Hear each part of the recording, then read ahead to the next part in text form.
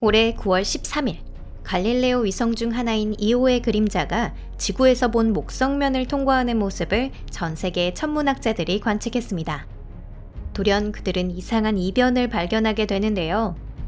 태양계 제5행성의 낯익은 얼굴 부분에 밝은 섬광이 빛나고 있었던 것입니다. 여러분 안녕하세요. 이것은 도대체 무엇일까요? 우리를 놀라게 하는 이런 현상은 목성에서 얼마나 자주 일어나는 것이고 또 어떠한 대변동이 오고 있는 걸까요? 맞습니다. 여러분, 이것은 토픽입니다. 이제부터 모든 걸 말씀드릴게요. 그럼 시작해 보겠습니다.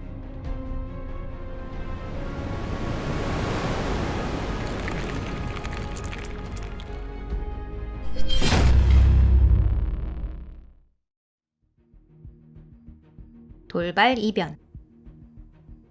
태양계 최대 행성의 대기에 빛나는 밝은 등불, 그 첫 번째 발견자를 특정하는 것은 어렵습니다. 질 좋은 사진과 동영상 촬영에 성공한 사람은 독일 천문학자 하랄드 팔레스케와 브라질의 호세 루이스 페레이아 2명입니다.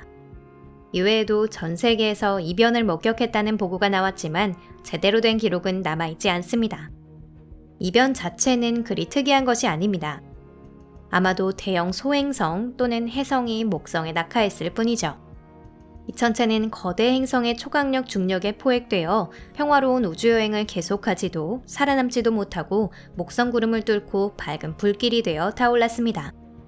팔레스케와 페레이아가 포착한 것이 바로 그 섬광이었죠. 이 폭발의 유일한 수수께끼는 아무런 흔적이 남지 않았다는 것입니다.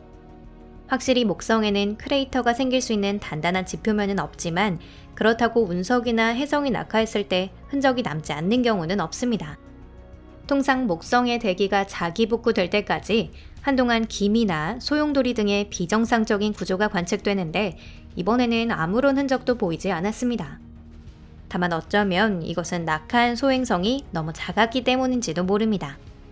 하지만 이 천체 이벤트는 목성에 무엇인가가 낙하하는 빈도나 왜 목성이 우리에게 중요한가 하는 이유, 그리고 만약 목성이 존재하지 않았다면 여러분께서 지금 이 영상을 보고 있지 못했을지도 모른다는 이야기를 할 절호의 기회이기도 합니다. 운석은 타기 쉽다. 우주는 보기만큼 황량하지는 않습니다. 항성이나 행성 외에도 우주는 온갖 미세 쓰레기로 가득 차 있습니다. 태양계 내에서 작은 먼지 하나 없을 것 같은 곳은 태양과 수성궤도 사이에 있는 영역밖에 없습니다. 참고로 이것 자체도 수수께끼이고 우리 태양계가 가지는 기묘한 특징 중 하나이기도 하지만 거기에 대해서는 또 다른 기회에 이야기하도록 하겠습니다. 태양계의 나머지 구역에는 운석과 소행성, 단주기해성이 남아돌 정도로 있습니다. 종종 이들 천체는 행성의 움직임에 따라 궤도를 벗어나기도 하는데 이는 꼬마 같은 천체에게는 매우 나쁜 결과를 가져옵니다. 여러분 별똥별을 보신 적이 있나요? 이건 삶의 여행을 지구의 대기 중에서 끝낸 운석입니다. 하지만 큰 운석이나 해성이 지구로 떨어지는 경우는 거의 없습니다. 반면 목성은 훨씬 운이 나쁜 것 같은데요. 목성에서는 동영상 첫머리에서 이야기한 것과 같은 일들이 정기적으로 일어나고 있습니다.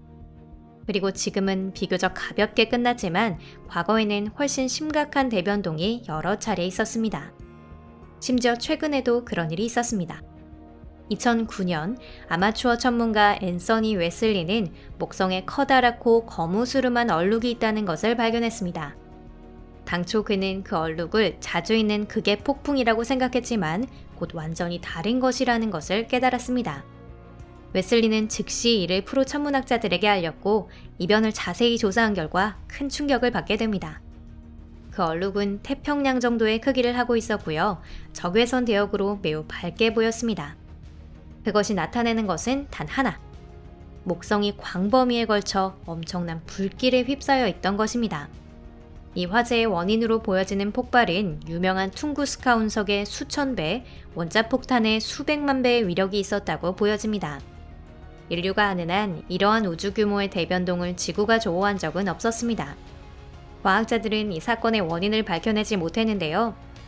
계산에 따르면 지름 200m에서 500m 혹은 그보다 훨씬 큰 소행성 또는 해성의 핵으로 추정되었습니다.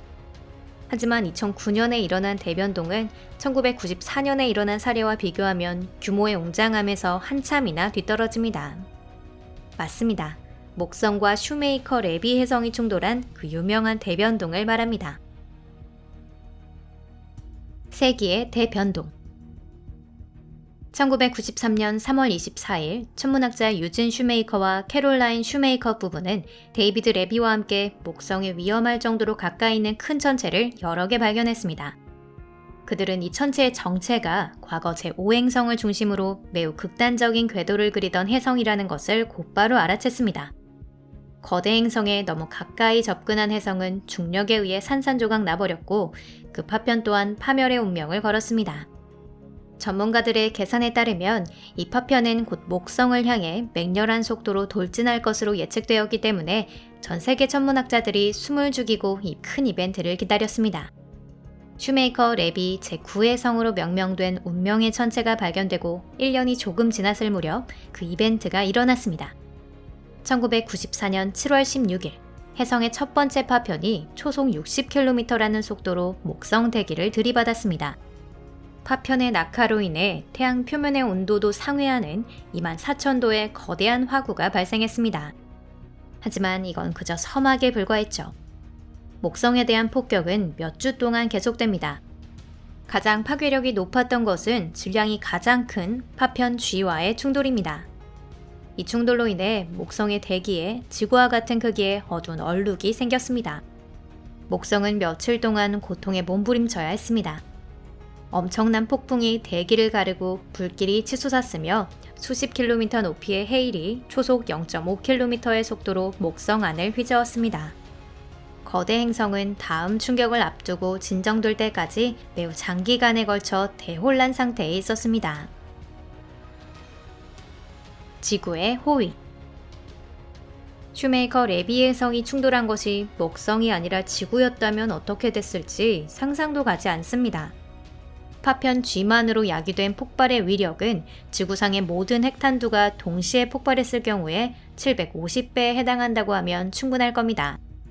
백악기 말기에 공룡을 멸종시킨 유명한 운석의 낙하가 동화처럼 느껴질 정도입니다. 지구에 큰 혜성이 충돌하는 경우는 극히 드물지만 전문가들의 계산에 따르면 목성에서는 정기적으로 일어나는 것 같습니다. 이는 목성이 그 강력한 중력에 의해 외태양계에서 날아오는 혜성이나 소행성이 지구에 접근하는 것을 막고 있기 때문입니다. 이들 혜성이나 소행성들은 일종의 이 장벽의 충돌에 황도면에서 멀어지거나 목성으로 돌진합니다. 지구의 생태계는 매우 취약하기 때문에 대형 소행성이 지구에 낙하하여 대변동이 일어나면 악영향을 미치게 됩니다. 지겹도록 들었던 공룡의 대멸종 이외에도 비슷한 일이 있었습니다. 예를 들어 페림기 대멸종에서는 96%의 수생동물과 70%의 육생동물이 멸종했다고 하는데요. 대멸종으로 인해 단국류는 큰 피해를 입었습니다. 그래서 단국류, 더 정확히 말하면 그 후손인 포유류가 생태계의 꼭대기로 복귀할 수 있었던 것은 비로소 공룡이 멸종한 후였습니다. 맞습니다. 여러분도 아시다시피 이 페름기 대멸종을 비슷한 소행성 낙하와 관련 짓는 전문가도 있습니다. 오늘 영상은 여기까지입니다. 끝까지 시청해주셔서 감사합니다. 만약 이런 대변동이 수천만 년이나 수억 년에 한 번이 아니라 자주 일어났다면 어땠을까요? 지구는 과연 어떻게 되었을지 상상조차 할 수 없습니다.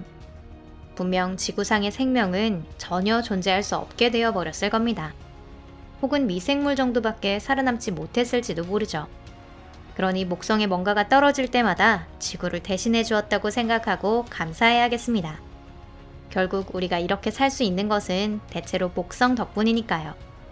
여러분, 채널 구독과 좋아요, SNS 공유를 해주시면 감사하겠습니다. 여러분의 응원이 저희에게 큰 힘이 됩니다. 그럼 다음 영상에서 뵙겠습니다. 안녕히 계세요.